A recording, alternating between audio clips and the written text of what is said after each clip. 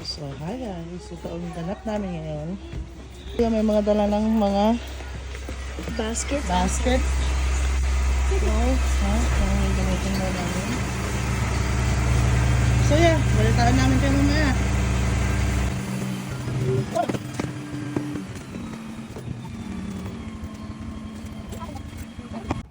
So, yes guys. Ako ang pinag-drive ni Daddy E. So, tinatamad daw siya mag-drive. So, yan, pinag-video ko siya. Pero bago kami pumunta, daan muna kami sa mail. Kasi halos isang linggo na ata hindi nakuha yung mail namin. So, walang nagde-deliver ng mail dito. Meron kaming mailbox na pinupuntahan para kunin ang aming mga sulat. So, yan. Isang kanto lang ang layo sa amin. So, yan, nandito na si Kuyang pinababa ni Daddy para kumuha ng sulat. So, ayan, binubuksan niya yung slot namin. So, may susi. Ayan, kinuha niya.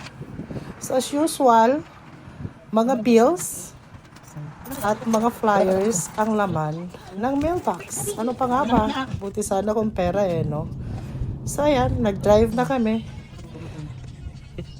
Andito na kami, malapit na kami. Ayan, pakurba na ako. Ayan na ang pupuntahan namin para mag-grocery sa Superstore. So yes guys, magpa-park lang ako dyan. Ayan, nakababa na kami. Sabi ko kay Daddy walang card, pero maparaan si Daddy, meron pa pala. So nauna na kami ni Zeta. Pupunta na kami doon sa entrance.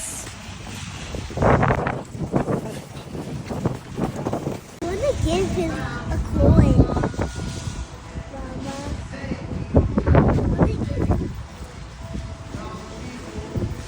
So yeah, may kumakanta dyan. Sabi ni Zeta, bigyan daw niya ng coin. Wala naman kaming coin. Sabi niya maganda daw ang boses niya kung daw kumanta. Kumakanta siya. Pero yung dalawang mag-ama, ayun. Kuya! Yung trip nilang mag-ama, ayan. Hirap na hirap si Daddy kasi mabigat si Kuya. Pinapababa ko siya. Ayaw niyang bumaba. Na yung dalawa. So, yan, tulak-tulak ni Daddy, kawawa naman. Pero to si OJ, Dali na Kuya, baba na! Hindi naman to si Kuya. So ayan, nagkatuwaan lang ang mag-ama. Bababa na dyan si Kuya. Tapos, napasok na rin kami. Dito na kami sa loob. Etong loob niya guys.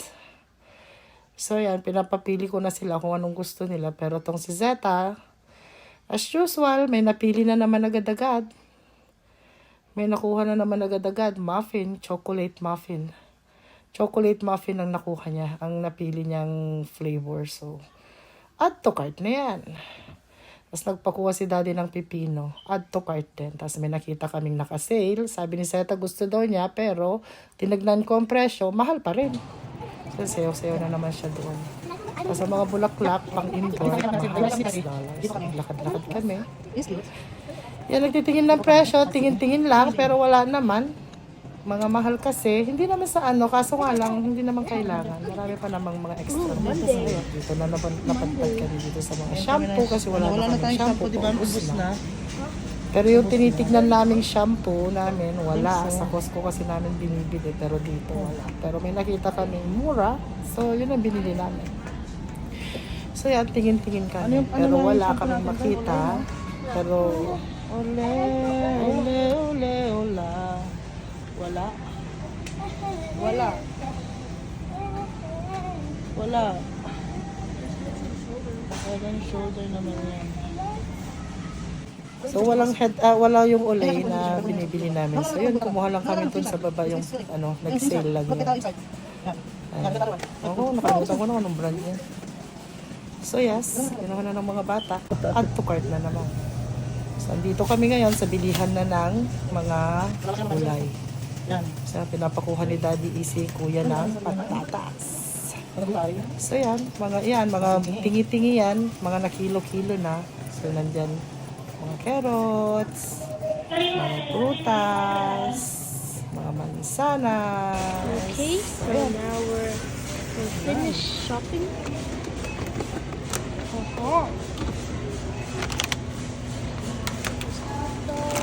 Cinnamon bun, brownies, cupcakes, donuts.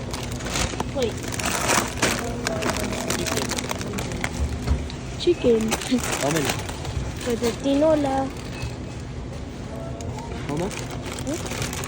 15. $10? $15?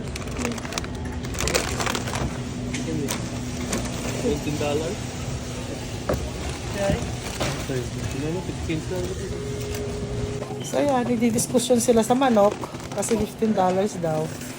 So yan, tinulungan ako ni Kuya na maglagay dyan sa may cashier. Yan, para may scan na siya. Nataon na Pilipina yan. So mabait naman siya. So nag-video kami. So yan, ang mga pinamili nila, mga drinks, mga pagkain, mga ewan kung ano mga pinag-ano nila dyan, pinagbibili nila para may kutkutin sila. Pag may naboboard sila. Yes guys, walang tagabag dito. Kundi sarili mo, magdala ka ng sarili mong bag at ikaw na rin ang maglalagay ng mga pinamili mo doon, syempre sa bag. So yan, dalawa, iniskan nila yung dalawang bigas kasi naka-sale. So yan, iniskan nila. Tapos yan, kaming nagbabag niya, tulong-tulong kami dyan. Yan si Zeta. So yan, ang ganap namin. Laging ganyan pag namimili kami. So tinitignan ni Kuya kung magkano na kami. Nasa 260 kanina.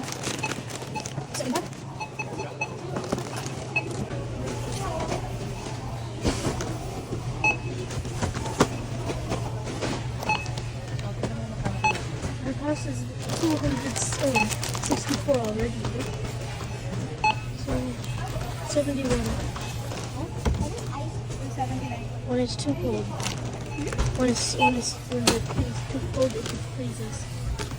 Like it was 279 though. Pero nabudol kami dyan. Hindi naman nabudol. Ano naman kasi pag naka $300 ka, may free ice cream. Pero ang akala ko isang box lang na maliit, ng mga 6 pieces. Pero pag uwi namin, oh my God, ang dami pala. Yung isang box may laman na 6 na na flavor ng ice cream. So yan, naka 300 plus kami dyan. Dinagdagan namin ng 2 pang bigas para namin yung ma-avail namin yung free na ice cream. Tapos yan, pipick upin na lang namin dun sa cashier, sa isang cashier doon sa una. Yung 2 bigas pa at saka yung free namin ice cream. So yes, yan ang ganap namin. Thanks for watching guys. Salamat sa panonood. Abang ulit sa aming mga ganap. Maraming salamat. Peace out.